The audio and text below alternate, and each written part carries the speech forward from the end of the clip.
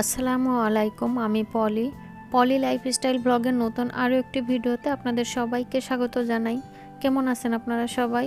যে যেখান থেকে আমার ভিডিওটি দেখছেন, আশা করি সবাই অনেক ভালো আছেন। আমরাও আপনাদের দোয়ায় এবং আল্লাহর রহমতে আলহামদুলিল্লাহ ভালো আছি। আলিপা রান্নার জন্য এখানে একটু নুডলস করছি। নুডলসটা আজকে ডিম ছাড়াই রান্না করছি। এটা কোরিয়ান স্পাইসি যে নুডলসটা আছে সেই নুডলসটা। তো মাঝে মধ্যে আনহা ডিম ছাড়া এভাবে নুডলসটা খেতে পছন্দ করে। ওর পছন্দ মতোই আজকে রান্নাটা করে নিয়েছি।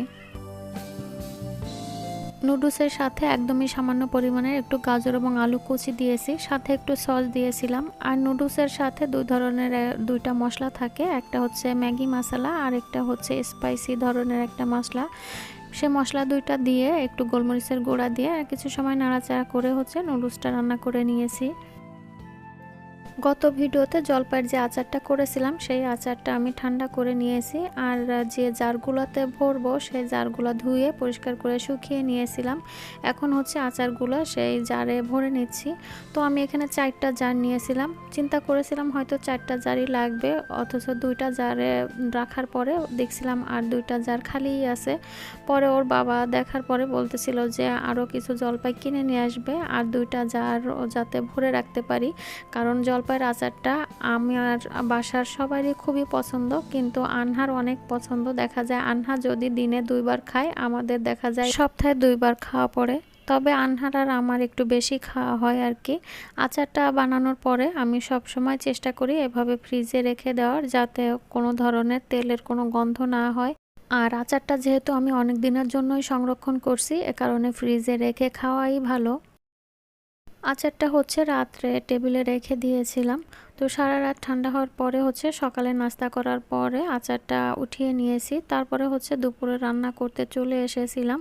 তো রান্নাও কিছুটা করে নিয়েছি। আজ যেহেতু বাসায় একটু ভিন্ন ধরনের কাজ আছে, এ কারণে রান্নাটা শেয়ার করিনি। আমি এখানে লাল শাক ভাজি করেছি আর হচ্ছে মুরগির মাংস রান্না করেছি। বাসায় ভিন্ন ধরনের কাজ বলতে হচ্ছে আমার লিভিং রুমে যে ফার্নিচার আছে, ফার্নিচারগুলো একটু ওলটপালট করে একটা জায়গায় একটু ফাঁকা করব। তো সেই শূন্য জায়গাটা আবার একটু পূর্ণ করব নতুন একটা ফার্নিচার দিয়ে। তো সেই জায়গাটা হচ্ছে খালি করার জন্য যে জিনিসগুলো আছে ওই জিনিসগুলো একটু সরিয়ে নাড়িয়ে জায়গাটাকে খালি করব। আর আমার এই বাসায় আসার আগে আমি কিছু ফার্নিচার বিক্রি করে দিয়েছিলাম। তার ভিতরে ডাইনিং টেবিল আর অল শোকেস ছিল। তো ডাইনিং টেবিলটা আগেই কিনেছিলাম আর অল শোকেসটা হচ্ছে বানানোর জন্য অর্ডার দিয়েছিলাম। তবে অনেক কষ্ট, অনেক বাধা এবং অনেক অপেক্ষার পরে হচ্ছে অল শোকেসটা বানানো হয়েছে।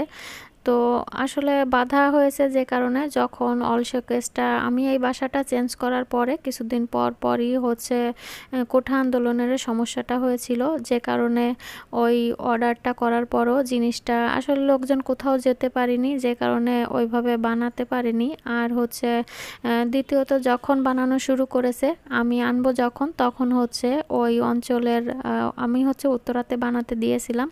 তো সেখানে হচ্ছে আবার রোড কেটেছে। তো এখনও কিন্তু রোডটা ঠিক হয়নি, কিছু কিছু জায়গায় মাটি ফেলেছে আর কিছু জায়গায় এখনও গর্ত আছে। তো অনেক কষ্ট করে হচ্ছে জিনিসটা আনা হয়েছে। তো এই হচ্ছে আমার সেই অল শোকেসটা। তো অনেক দিন পরে, আর এতদিন হচ্ছে আমি জোড়াতালি করে হচ্ছে সংসার চালাচ্ছিলাম।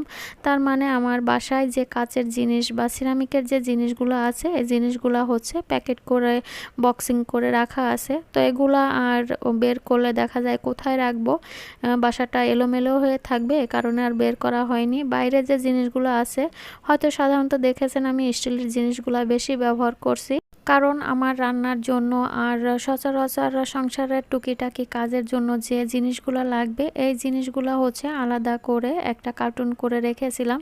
তো শুধু সেই কার্টুনের মাল জিনিসগুলো বের করে হচ্ছে আমি এতদিন ব্যবহার করেছি।